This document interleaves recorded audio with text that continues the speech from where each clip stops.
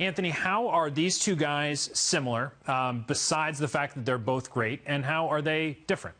Well, they both have that competitive edge. I think when they're on the mound, you can see that intensity that both of them have, that they're out there to win, that they're out there for nothing else than to get this batter out, the next batter out, the next. And they don't like giving up hits, walks, runs, nothing. They don't like giving up an inch. So that to me is the things that they have in common. They're both power pitchers, but I feel like deGrom does it more fluidly, does it a little easier. You know, he's got that fastball, slider, and changeup, but he also has finesse to his pitch mix, where Cole is just come right at you, power stuff, fastball, slider, curveball. He doesn't really throw the changeup quite as much.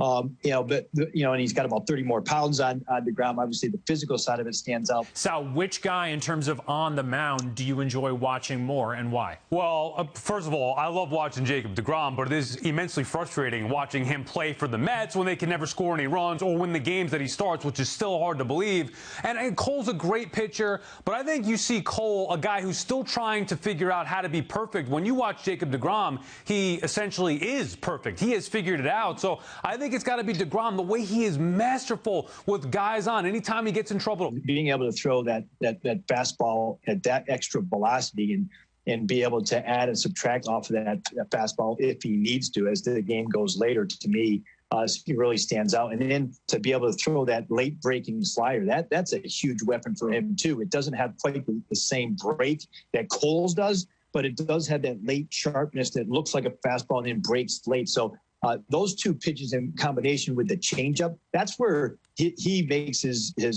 extra money, is that finesse changeup off of the 101. I mean, come on, it's almost unhittable. I talked to Ron Renicky, the manager of the Red Sox, and he knew what they were up against right from the start. And he said it to him. He goes, boy, he has really gotten better and better.